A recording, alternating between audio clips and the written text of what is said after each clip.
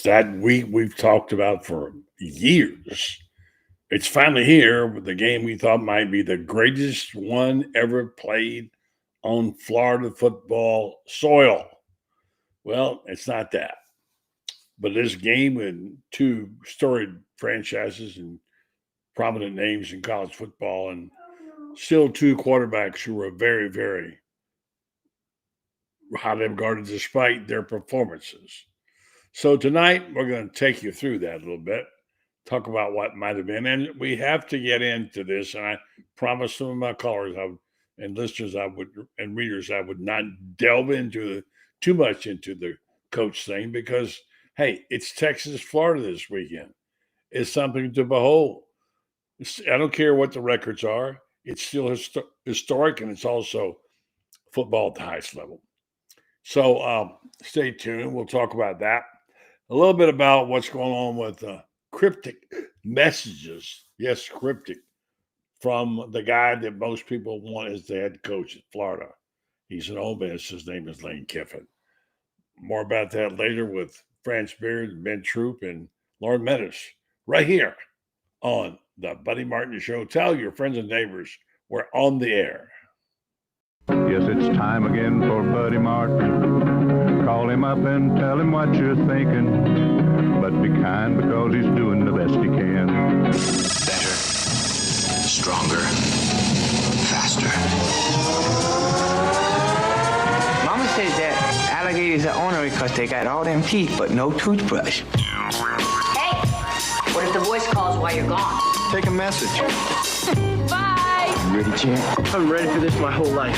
I'm incapable of small talk. But that's why you love me, right? Kind of intimidating to be in the presence of so many great athletes.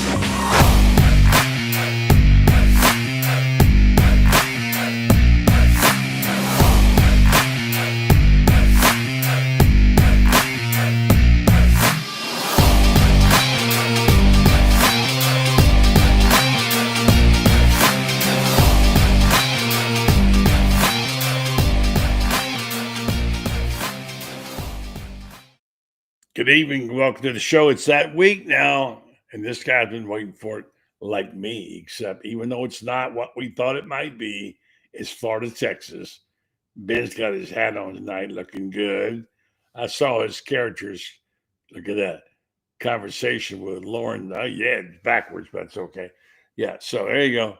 I hope you can hear me all right. Can you talk to me? No, I don't have you, so let's go back and fix that. Not hearing you, so work on your audio, if you will, and we'll get back to you on that in a minute. While we do that. There we go. All right, Ben's got it now. He's good. All right, there we go. Yeah, that's looking good, brother. Yeah, how you doing, Ben? I'm doing good, buddy. Let me. I heard you on when you on your intro. You know, Yeah. the thing about Florida, and I'm not trying to be this every time I come on here, but yes, it is bad. But we act like one game can't propel us for the rest of the year. And I get it. We've been saying that, right? DJ Lagway, I saw him come out and say, when this offense gets going, it's going to be hard to stop. Great news. Dallas Wilson is going to be in the house making his debut. What is it? Keanu Neal, I think, is going to be Mr. Two Bits and all these great things. But, buddy, it's still a big game. I know the record is not what we want it to be. We get it. We could easily be 2-2, maybe even 3-1 if something goes different at LSU, not Miami. But we still got a shot to go out there and turn it all around. I know that, Lane Kiffin saying stuff like he wanted to be Coach Spurrier, and it's just a bunch of stuff been going on. But I'm still looking forward to the game. Anything can happen. We'll see what happens. Yeah, and we will talk about those cryptic messages. Some of you have not seen them or heard about them. And I just wrote a very long, what we call a think piece about the next coach at Florida. And it's called Zigging and Zagging. When you think you should zig, you zag. Think you zag, you zig. And a lot of times you zig the right way. The problem is, number one, and I'm not going to get too deep into this, number one, Florida's got a coach right now. To my knowledge, as you got fired in the last 10 minutes, Billy Napier is the coach, whether we like it or not. Secondly, we really not identified who's going to make the decisions on who the next Mhm. coach will be. I hear a lot of things, not the least of which is the people that talk to my friend or the money people say they're going to make the decision. Scott Strickland won't be allowed to do it. I don't know. And I also hear a lot of things I don't pay much attention to. I know this much. There's a big, big momentum to get Lane Kiffin here. And I'd be really happy if he was, but I have nothing to go on other than just what we wish. Oh, yeah, we'll talk more about that. Uh, I also heard from a very important guy who knows all the money people. And you take it for his word. I'm not saying this is true or accurate. It's just that one person said he knew that the money people wanted Urban Meyer. Okay. Mm. And they were prepared to pay him whatever it took. The money wouldn't be a problem, including NIL deal. Now, this is not some guy on the internet. This is a guy, an important guy who knows people. So then, as you know, I've talked to Urban a lot. I don't see any indication he's changed his mind about coaching. I mean, look, someone drop 20 million under your nose, you think about, have to think about it at least. But for his sake, I hope not, because I don't want him to get back in it again, cause his health. But I can't tell you that he won't. I can't tell you that he wouldn't turn it around. He might. And the most desirable guy is Kiffin. Now, here's what's interesting. You're right. He did come out and admit that just the other day that he wanted to be Steve Spurrier.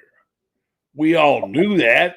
There's no big secret, and it's funny how you wonder now if that was a love note to people in Florida. Mhm. Does he really? Is that because he's warming up to the? I don't know. Shane Matthews claims he'd take the job in a heartbeat, based on what I've seen on TV and the wonderful wonderful piece I saw on ESPN about him. How happy he looked around that table with his family. I'd say he'd be a man hard pressed to take out of there. But Shane Matthews says he'd take that job in a heartbeat. Now, and I'm not going to dwell on this a lot, but we got Franz coming on shortly to update us on a lot of stuff, including basketball.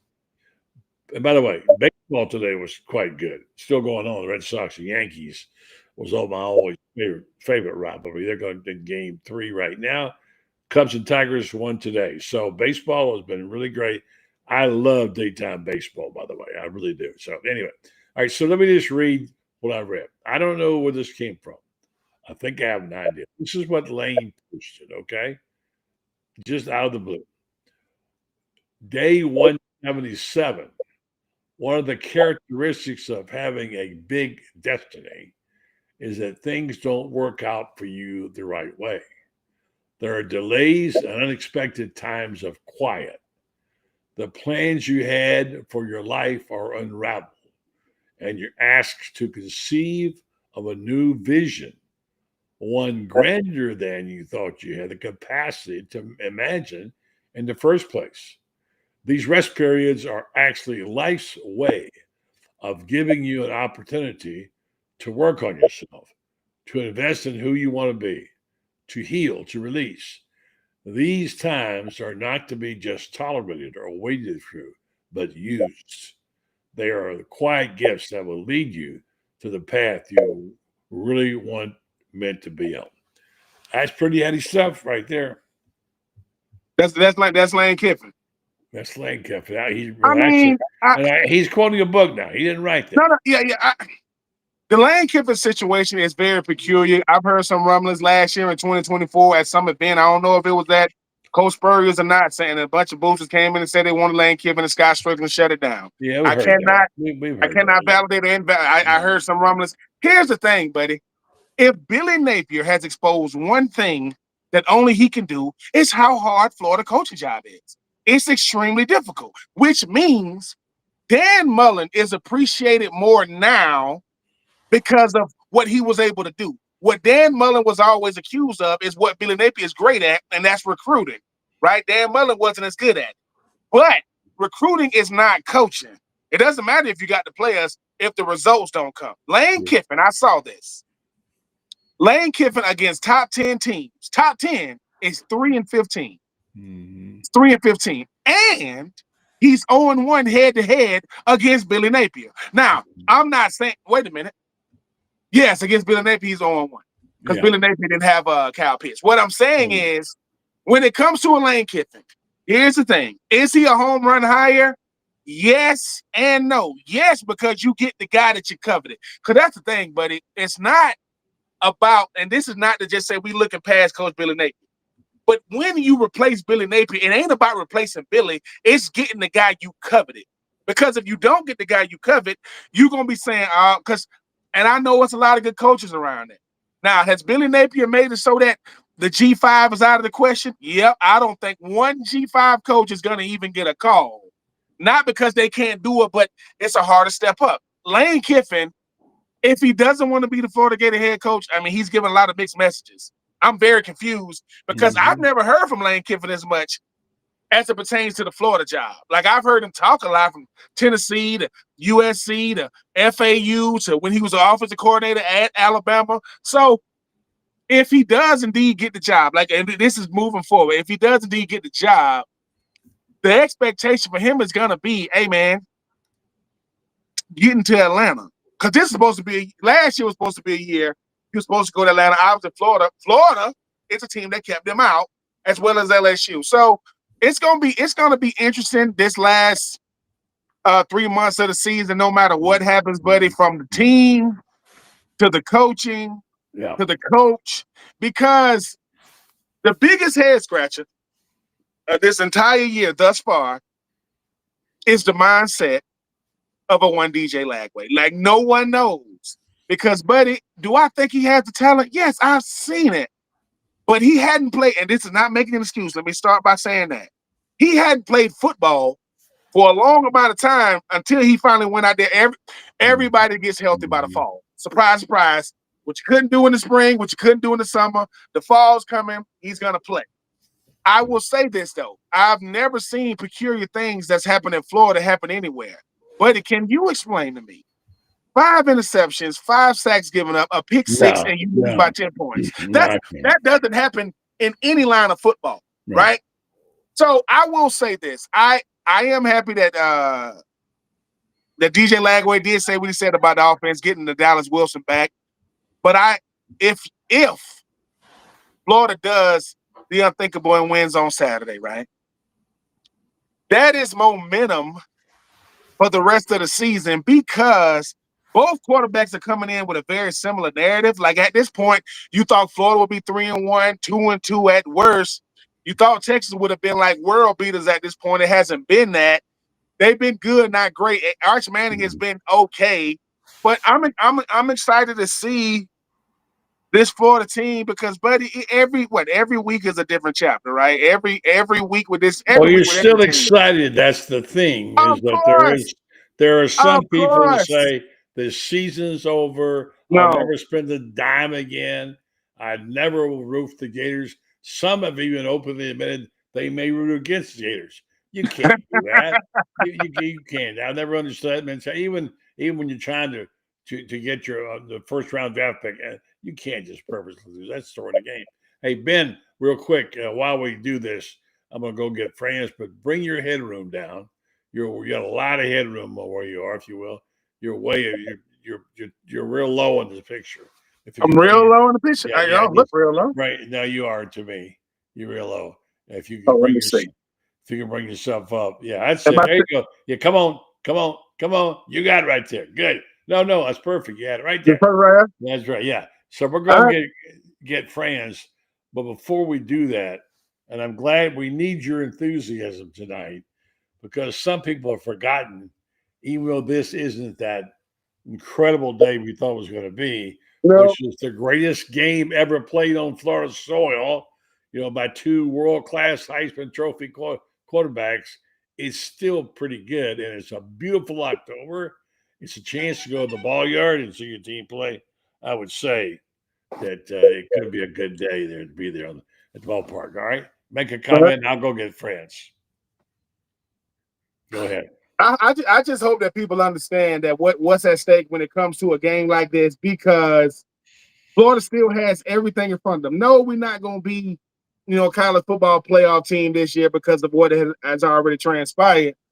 But I just think that sometimes I want to give a lot of credit to my friend Stephen Harris. A lot of people seem to think that he's too passionate when it comes to Florida. He will go back and forth with the fans. He does it every week. And a lot of people think, why is Steve like that? And I get accused of, well, Ben, you contractually obligated to not say nothing negative about the players. I said, well, look, as a former player, I wonder how life would have been if social media was around in the early 2000s.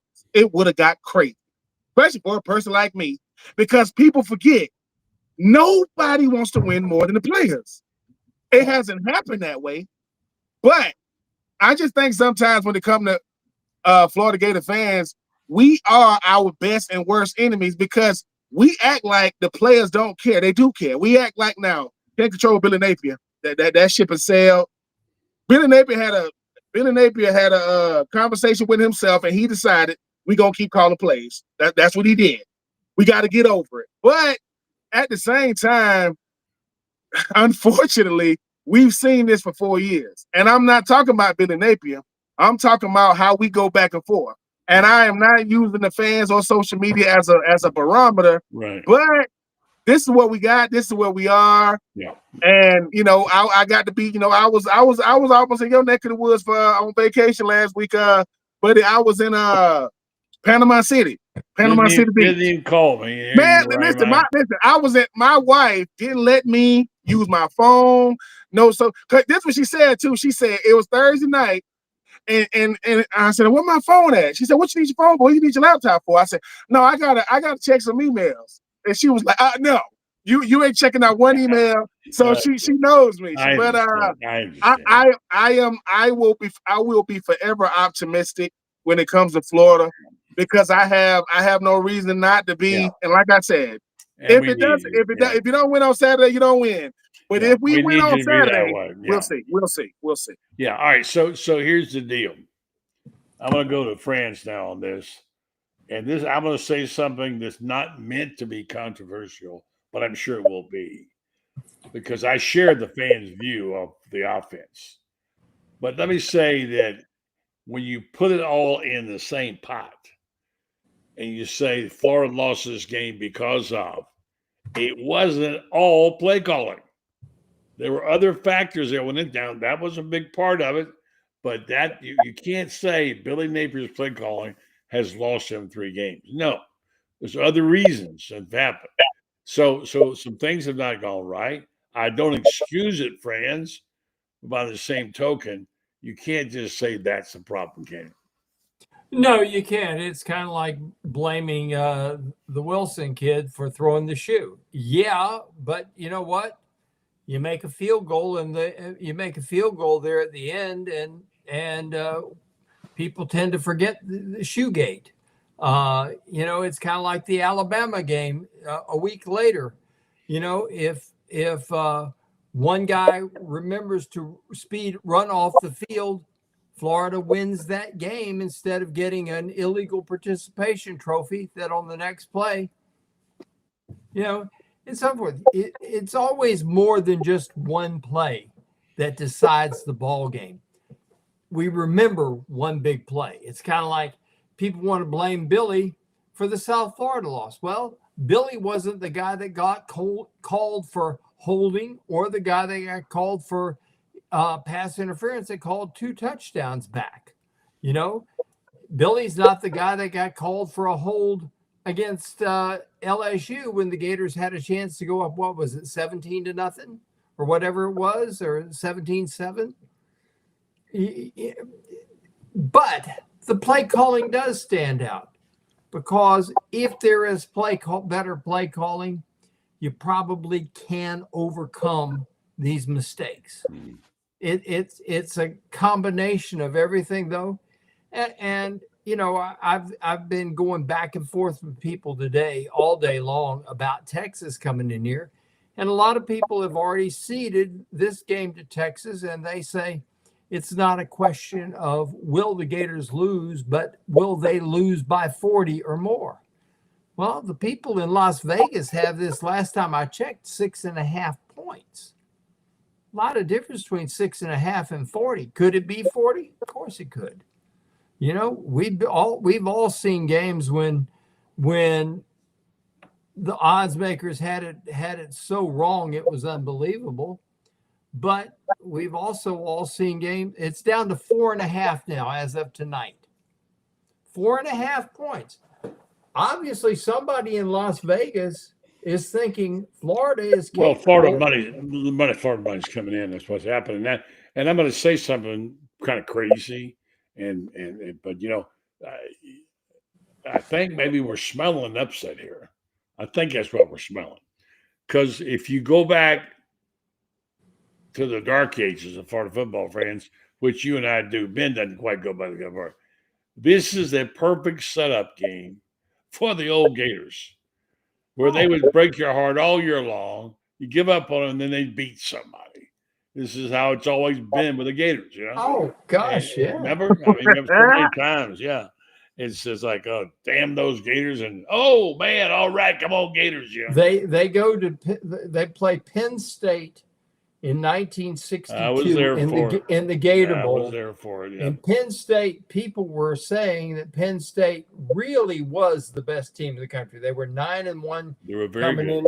Coming into the ball game, and they were saying that Penn State was a better team than either Wisconsin, which was going to play in the Rose Bowl, or Southern Cal, which was undefeated. Both of them undefeated going into the Rose Bowl. Mm-hmm. And people were saying Penn State would wipe the floor with either one of those two teams. So that was the Big Ten was a mystery, and way out there someplace, and people, you know, hated the Big Ten, and the Big Ten thought that the SEC was a bunch of pipsqueaks. That's 17-7 was the final score. Mm-hmm. I remember. Tommy Shannon. Mm-hmm. I'm sure you do, buddy. Also, 1964, the Sugar Bowl. You've got Alabama and Nebraska outweighs the Alabama line by an average of 65 pounds a man. Mm-hmm. Well, guess what? Alabama, those little guys for Alabama outquicked them. Alabama wins the ball game. Yeah. A couple years earlier, Alabama wins goes undefeated, wins the Orange Bowl, I believe it was that year. And they had this guard. His name was Charlie Pell, who was 5'8" and 163 pounds, and he made all SEC. And the guy that he played against came out of the game saying he'd never been so beaten up in his life by another player. The guy had him by 70 pounds. Mm-hmm. You know? Yeah. Well, there are many stories like that, and I don't want to lose my sanity here. Start talking about Florida beating Texas, but I'm Ben, I don't know about you. I kind of go by the feel sometimes. Mm-hmm. I don't necessarily go by the odds feels, and I'm not about to predict Florida wins the game. And you know, friends, I've told this story many times about going out of the house back the year of the choke-a-doke. Yeah, walking down the steps and having my wife ask me who's going to win, saying I don't know. It just feels like a tie, you know, and it happened to be right. That I've been wrong a lot of times. But my point, this game has a certain feel to it. Mm-hmm. Can't quite describe, Ben, and I'm not making a prediction they're going to win. But I'll say this: it wouldn't shock me if they did. No, it shouldn't shock you. I think Florida is. I don't know how many years Florida be taking off my life. I really don't. I mean, I just don't. But at the same time, we like it because it's unpredictable, right? That's why we fans of it. Anything that can happen in a sport will happen in football. It'll happen in one series, all these things. But Florida is the underdog because of how they haven't been playing, not because they don't meet the talent threshold and not because they're not good enough to win. Yeah. And I think sometimes in previous years, Florida, they might not have as many players as the other team. That is not the case. That is not. They have talent. They do have talent. I did not know, and this is no disrespect to our D-line. I did not know we had that little bit of sacks. I think it's like 3 or 4. It's not that many. 3. And 3 sacks, and we made Nussmeier look very, very normal. We made and obviously against Miami, we made them look very normal. Yet we haven't been finding a way. When the offense just plays with rhythm, keeps drives going, comes away with points, that's going to make the defense play even better. Kamani, listen, Mr. McClain's young man has been playing big time football. Yeah. And I think sometimes that's what get lost because, we looking at the overall, we want the end result. I mean, as Ron Zook would say, he goes, look, man, don't be up there staring at the scoreboard. I mean, in college football, there are no ties. In the NFL, there is. We have to talk about that. But I just think this Florida team, like, we're not saying anything that Florida doesn't know. They just got to go out there and do it. It's the greatest proven sport there is. And if you are DJ Lagway, I say it every week. Whenever DJ, praying for him, rooting for him, encouraging him. I don't know what he's dealing with because I ain't never been. I played in Florida. I was not Rex. I was not Tim Tebow. I was not Chris Lee. I don't know what it's like to be that. I don't know what it's like to be the most famous football player in the state of Florida because he is. Sorry, Trevor Lawrence. Sorry, Baker Mayfield. And sorry, Tua.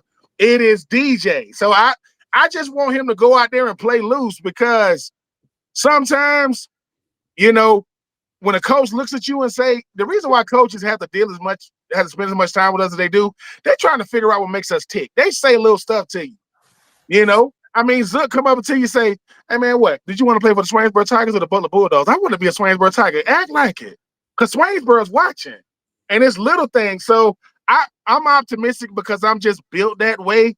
But I was also on the same Florida team that lost in 2001 to Auburn by a field goal at Auburn. That would be Coach Spurrier's last year at Florida. I hope that game may have something to do with, I think it was the $25 million that Washington gave him. Anyway, 2002, same scenario. We playing Auburn, Ron Zook's first year at night. We about to lose to Auburn with Jason Campbell and Ronnie Brown and Cadillac Williams and Carlos Rogers. Only this time, when they said field goal block team, the whole team came up. Now, in 2001, we Florida. We ranked number 1 in the country. We're going to beat Auburn. And we didn't. 2002, they said field goal block team. Whole field goal block team. I mean, the whole team come up around them. And I ain't never heard Florida be that quiet. Even Auburn was quiet. Like, hey, don't say that. The ball goes up, and that go Bobby McCray, Big Paul. We go to overtime, and we beat them. I'm just saying, those type of moments I want for these players because I wasn't able to get down there, but they had the 2000 SEC championship team. They had them there recently. I'm looking at the picture. They go Kelvin Kite. They go Carlos Perez. They go O.J. Small. They go Gerard Warren. They go all these players. They go Mike Pearson, and list goes on and on. Most of those players they ain't gonna get a moment like that. They don't got their pick. Well, listen, for those of y'all looking You're for me in the Hall of Fame. for those of y'all looking for me in the 2000 SEC championship game, I was on the sideline. Like I win them 84. I'm right there. I didn't get out there. I almost ran the game, and Coach Spurs said, "Get your behind back." So I almost got in. Almost, but we won the game. And to be you were there in the huddle thinking of 2002 when Rex calls a Spurrier play and says, F it, we're going to win the game. Calls a Spurrier play and throws it to Taylor Jacobs in the back of the end zone. And it's the greatest. That was a Spurrier play, and he asked if everybody remembered that play. Everybody said, "Yeah." He said, "Oh yeah, blue slide steamers." If you don't know blue slide steamers, you ain't been around Coach Spurrier long. But what and the crazy part about it is they used to tell us that. I said, "Dude, what are we gonna do when we no longer play in Florida? What do you want?" He says, "You want to have some great stories. You want to be able to come back and say, remember when we remember? Oh, because you're gonna forget." And I think for these players now, I'm like DJ. I want the players to do it for DJ just like I want a DJ to do it for the team. But I don't want those guys to look back on it and say, because every team wants to be the team that pushes it forward. Yeah. Like I want to be the same, man. We help get this thing, back to where it's supposed to be. Because we got, when you play football, man, you got the biggest ego there is. You got a mountain on your shoulder. But I just think that Buddy and Franz. Why not against Texas? Not because listen, we get both UTs this year. We get both UTs this year at home, and I just want Archman to continue that Peyton Manning tradition. Right. Like his All right. uncle. Beat you like your uncle.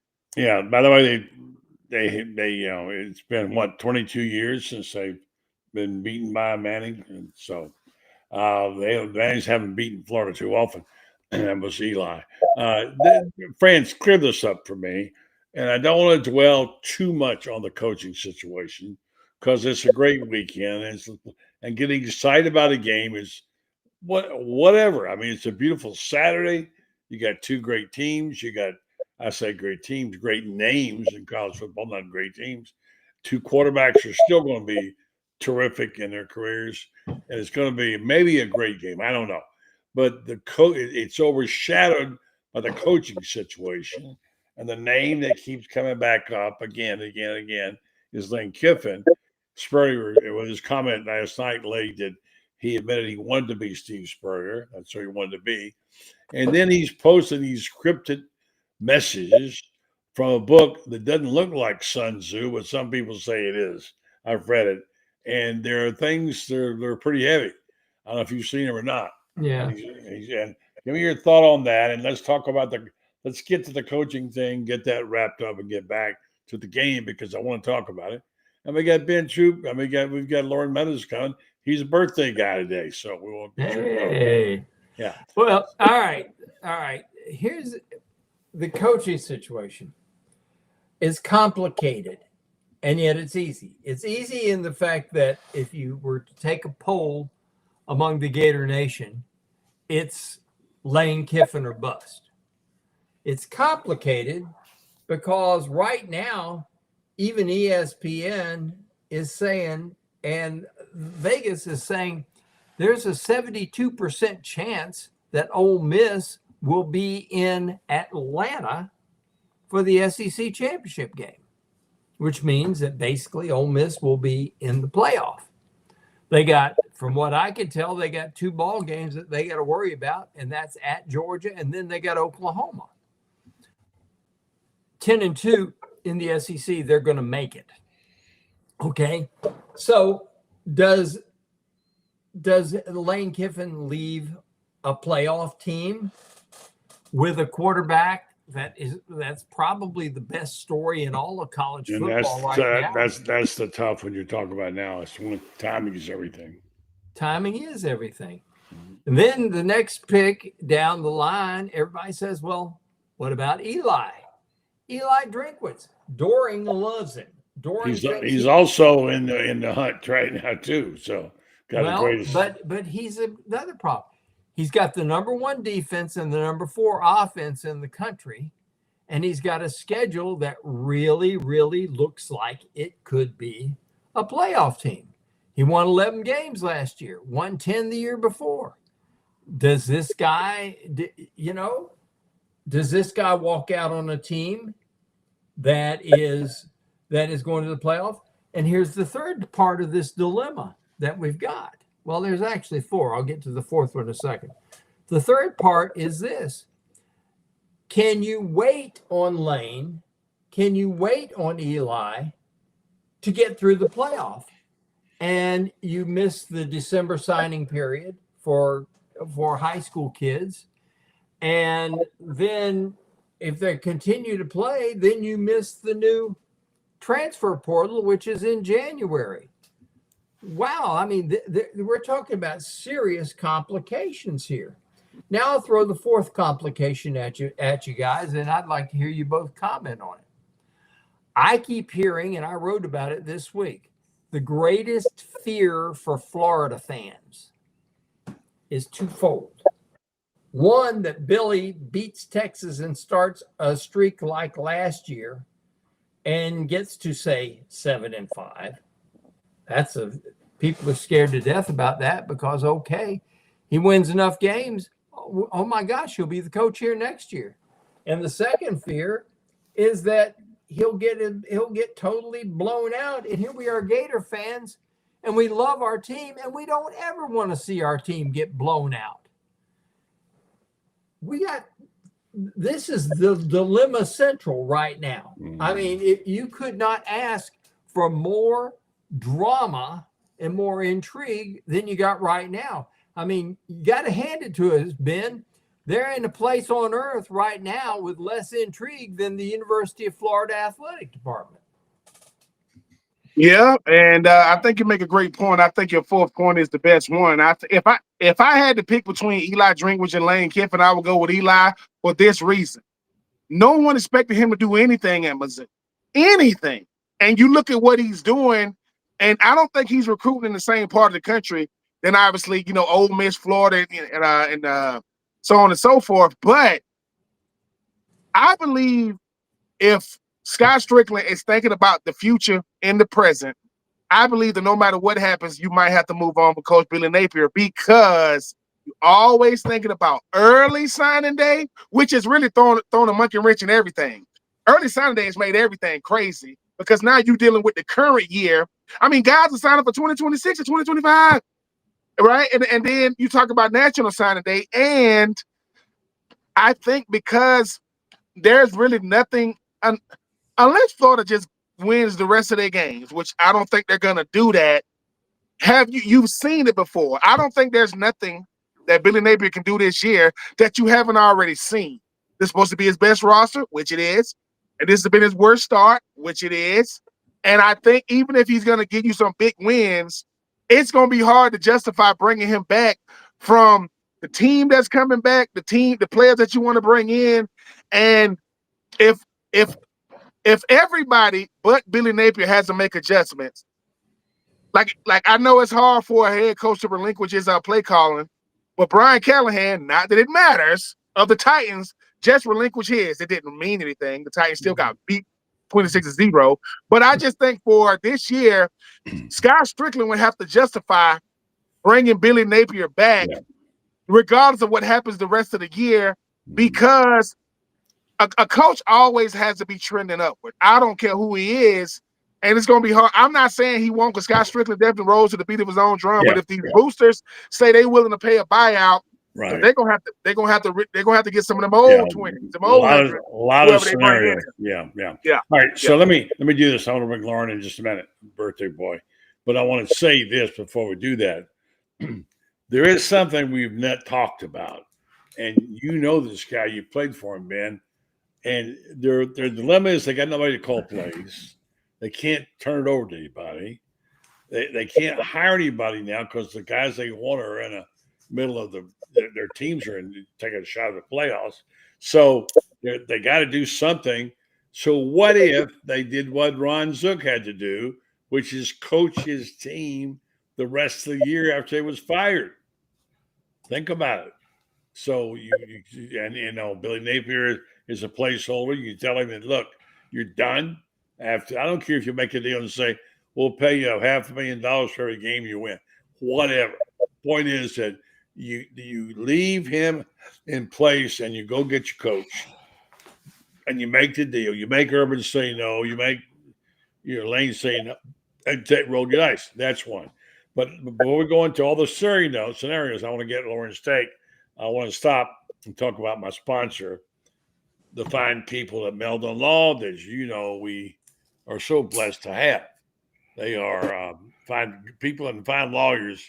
And let me get their QR codes up here because if you need an attorney, and by the way, you may think you don't need one, but be surprised when you do. And when you need one, you want a good one.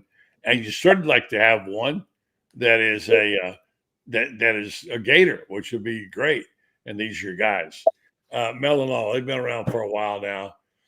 They're doing wonderful things for the university as their only official law firm. They're doing wonderful things for the Gator Nation.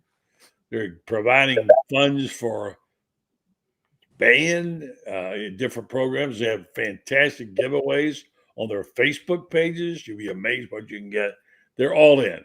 They're a bunch of Gators, and they love to see. And as you're reading Franz's book, which is coming out soon, it was really what a great celebration it was for Jeffrey Meldon to sort of go hand in hand, step by step, with his friend Todd Golden. This is in the book. Todd Golden. It's called The Golden Season. So, all right. So I'm going to stop with that and say Meldon Law is where you need to be. and be sure and get Francis' book and read about it. Loren Meadows, happy birthday, dude. Appreciate y'all, man. It's been a long day, man. The man got all the fresh squeezed orange juice he could get out of me today. He was working me, so it wasn't. I was 29 years old, huh? Yeah. I was trying to get out of there, man, but the man just kept drawing me back. So I was close to campus for quite some time, and man, it was a long day. But I appreciate the birthday wishes from everybody, and man, looking another year around the sun, man. We lucky to be on this earth, and good Lord keep blessing us. So maybe He'll bless us with a win, on Saturday. Well, let's talk about that. I just said a while ago, you might not have been listening, and we've all concurred that we wouldn't be shocked, right, guys, if Florida didn't win the game. We're not predicting. I'm not that they'll win. Franz claims he saw a line in Vegas that was 4.5 points. I haven't seen that line. It's on ESPN right now. Well, I take your word for it. I haven't seen it. And so, look, we sort of figured this game was trash. Forget about it. Doesn't matter. But that's not the case, Loren. It's not the case with these two great names in college football. Mm-hmm. Two young quarterbacks didn't get to be garbage overnight. And we've got a game on Saturday, though maybe it's not as great as we thought it might be. It's worthwhile watching, and it would be worthwhile winning, Loren. Yeah, absolutely. I mean, there's so many storylines involved in this game. I mean, you got the two of the top programs in college football, brands. You got you got the two most fertile recruiting grounds in high school football. You got Manning, a Manning coming to Florida, and I heard you guys talking about that. And Texas is going to travel. I mean, it's going to be a nice atmosphere on Saturday, man. A lot of people run around this joint, and they bring it, man. So it's going to be fun, man. A lot of people cooking beef and steaks. Stop by the Gator Bait tailgate. We're gonna be cooking steaks and different things. So we have Bevo steaks, right? Yeah, Bevo steaks, and so everybody, just enjoy it, man. It's football. I mean, I know I'm same way with anybody else. It's disappointing, but I'm a football man, and if you don't like this kind of stuff, man, this is a long time in the making. And when Texas joined the SEC, people were, oh man, Texas gonna get to come to the swamp, and you got that. So I mean, it's gonna be a football game played on Saturday. Might as well get down there early. It's gonna be jumping. It's another sellout. People gonna show up and enjoy it. Where are you and Nat having the tailgate, by the way? So what now? You and Nat Blaylock? Yeah, at the right in front of the psychology building. Look for the Gator Bait tent, and right there on Center Road, and it's 2 or 3 little tailgates going on. We got like a little tailgate, what do you call it? A compound, so to speak, going. I think David Aronoff, he'll be there with his snow. He got a snow cone machine, and he got a whole operation going. So it's gonna be fun, man. Stop by and chill with us, break bread with us, have a cold pop or something with us, and always. Well, one of these days we'll have Franz Beard there with selling advanced copies of his book. Oh yeah, no doubt, absolutely. So, all right, so guys, let's get down, just drill down for a second, and since we're all kind of admitted, we go by basically the feel we have about this game, right? Because let's face it, if you look at it just cold facts, hard facts, Texas got the second best defense in the country, etc. On paper, Florida doesn't have much of a chance, even though the line and your gut is, when you follow the Gators, we all know you have to go by your gut. Now, friends, you and I go do this sometimes. There's a certain tingle about games, right? Yep. When you have them some games you don't really get all that up for, but some games you just got that feeling. So I'm going to ask each of you, start with Ben. When you think about this game, what is the feeling that you get about this today, about this Florida Texas game, Ben? The feeling I get for this Florida Texas game is unpredictable. And the reason why I say it is the same conversations we having about Florida and our quarterback, Texas is having about their quarterback because they don't know either.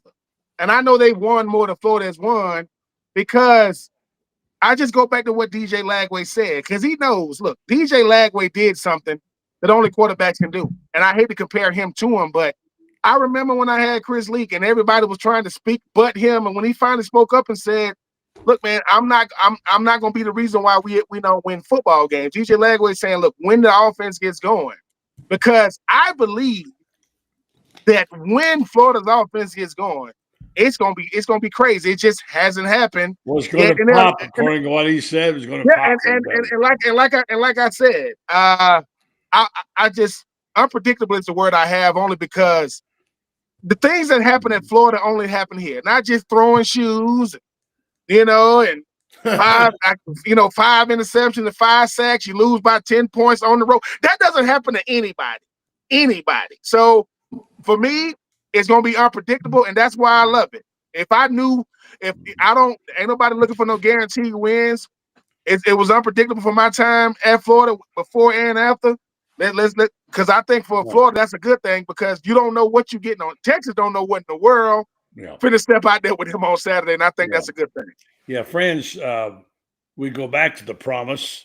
Ironically, it was Ole Miss that they lost to after that game, and now we've got an emulation of that, shall we say, and the DJ Lagway guaranteed they play better.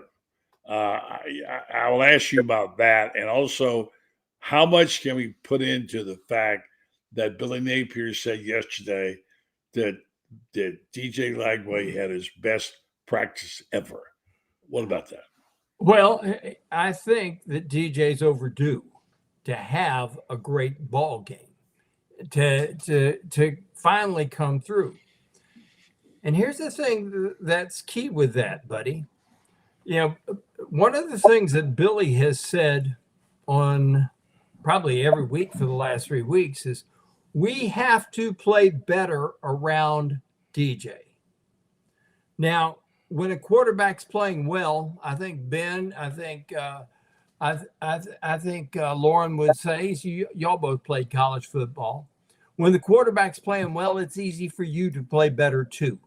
Mm-hmm. The quarterback, there is no position in all of sports more important to the success of a team like the quarterback in a football, college or pro. Mm-hmm. No position does that. So the question is this: if he plays lights out, we know he's capable of it, but if he were to play lights out, does the team play lights out around him?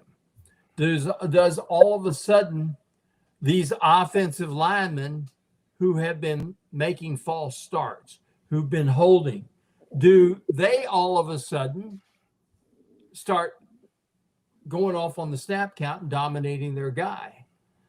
Does the juice that is generated by this, does it cross over to the defensive line and all of a sudden the team with 3 sacks? You got to remember last year they had, starting with the LSU game, they came into the LSU game with only, I think they had 19 sacks in the last 4 games.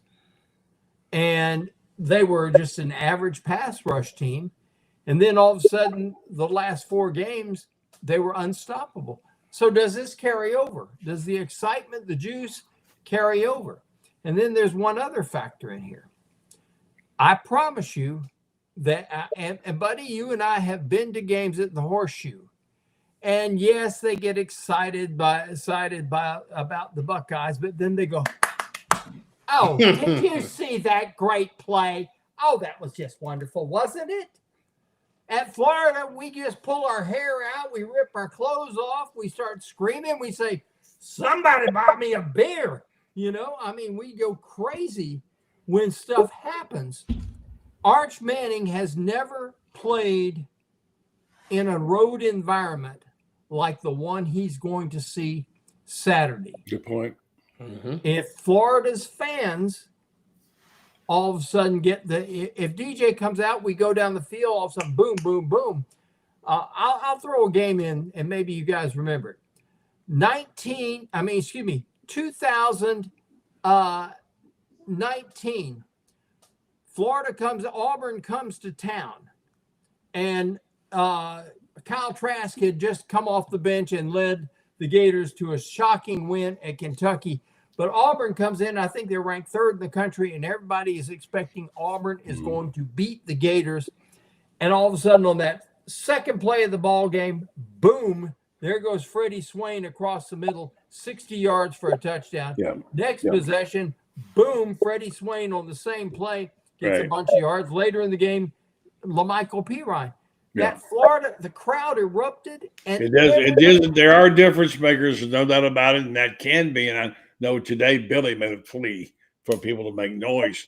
Let me get to Loren on this. We get to see Dallas Wilson. Will it make a difference? If so, how much? Do you think there'll be an improvement in the passing game? Do you think we'll get to see some of these young studs in the wide receiver room that we've talked about so much, you in particular? How much difference is that going to make? I don't know if it's going to make that much difference just because of the system. I think that it's just not conducive to what those guys do best. And Vernell Brown, we've seen the flashes. We've seen those flashes against really good competition. J. Michael Sturdivant, I think, is still waiting to break out. We know what Eugene Wilson can do when he's right. But I think you handicap those guys when you got the two slugs in the game. I'm sorry. And I think the system is the issue. Dallas Wilson can make a difference if they decide that they're going to change up, get out of being stuck in their ways, and force teams to defend the entire width of the field and the entire length of it. If they do that, then Dallas Wilson can make a difference. But DJ's rusty and Dallas hadn't been playing. I don't expect them to have, some great chemistry.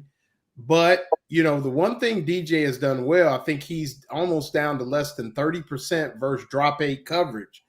But one thing he can do, if they can force Texas to play man-to-man, then it don't matter how rusty he is because he's money when he knows exactly where he's going with the football and it's man-to-man coverage. Then Dallas Wilson can make a difference. Okay. But Willie, it's yet to be seen. We got to see what Billy's going to do on Saturday with the offense. And we got to see if that offensive line happens to block. True. Yeah. Well, I think that's system too, though, Franz. Yeah. In the remaining time we got here, we haven't had much. I want everybody to hit this.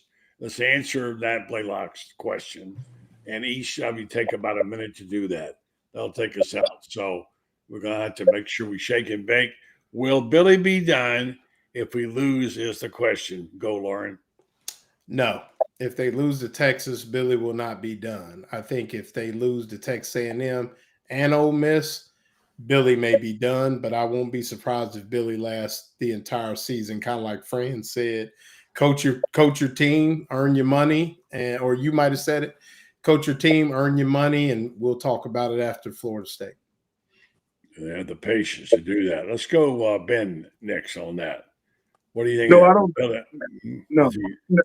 No, I don't think it's going to be done if he loses to Texas, but because once again, I hate to say these things because there are no moral victories. It's how he looks in defeat. Are they looking competitive? Because most teams going to lose to Texas. Let's face it. But if they look competitive, he'll. And I do agree. I think that he does be here the rest of the year. But I think Scott Strickland. He gonna have to make a home. I don't know if there's a such thing as a home run hire, but he gonna have to be close. He gonna have to be extremely close because everybody wants Billy out. But the next guy, that don't mean he's gonna be a home run, but he gonna have to have a resume that you don't have to explain on ESPN. I know that.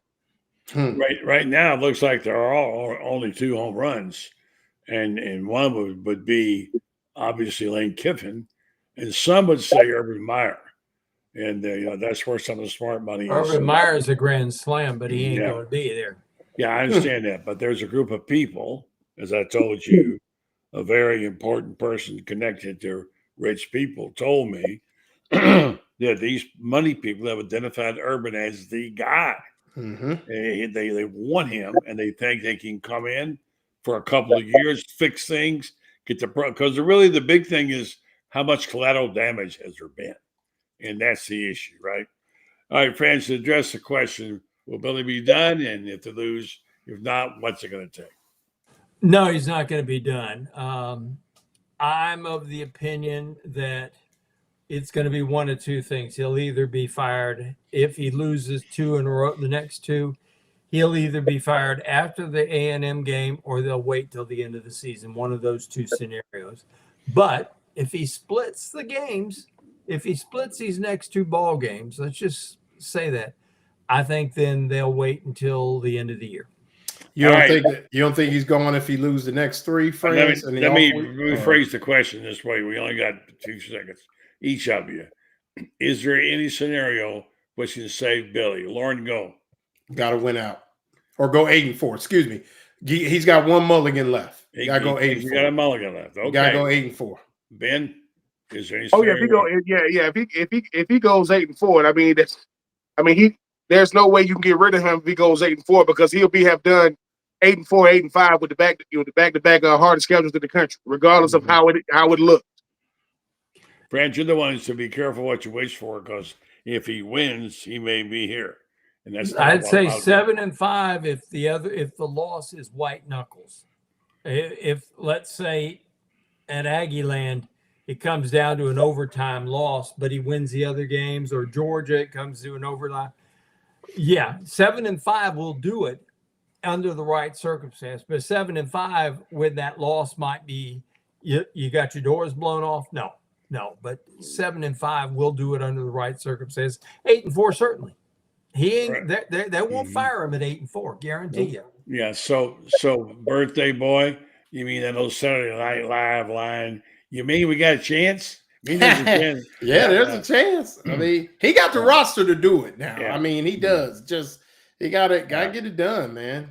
Already, happy birthday to you. Thanks for sharing. Thanks, guys. Appreciate it. You're looking good at this old age. You're getting pretty good at it. All right? I don't see how y'all do it, man. I'm 52. You baby. I know, and I ain't crap, man, compared to Buddy Martin and Franz Beard, man. I can't. They're the goats. They know they're the goats. You've been telling Marsha you're 30 for 5 years. I gotta go, guys. Goodbye. Thank you very much. That's great job. Happy birthday. Thanks. All right, see y'all, guys. All right, folks. So wrap it up tonight with our guys, All-Star cast here on the Buddy Martin Show. Time to tell you about Titan MRI and Imaging. Now with 3 locations to serve you. 2 in Gainesville with Park Avenue. And also now the Millennium Center. 1 in Lake City, serving all of Columbia County and Valdosta, Georgia. They're close up there if you've ever driven. Titan MRI and Imaging offers the same great customer service, which makes them so unusual. And they will be able to custom make an appointment for you. If you work during the day, you can't get there, you only get there at night, they'll make you a night appointment. They have insurance, I'll accept your insurance, or you can go through their convenient self-pay options program. They offer MRIs, CAT scans, x-rays, and ultrasounds. Again, easy scheduling. Larger, this is the key, larger MRI machines for your patient comfort. Well, that is so big to me. Getting in that tube, that's a big one. So if you want any of that stuff, feels you, check them out. Titan MRI Imaging, and coming soon to my home, Marion County. Folks, have a great weekend. Enjoy the game. It's going to be, like I said, it may not be the game we thought it was going to be, but certainly is a special occasion. And one I think I'm going to enjoy being at. I'm going to try to just enjoy being where I love being, which is the press box on a Saturday at Florida Field on a great October Saturday. Have a great one, folks. We'll talk to you again in a few days.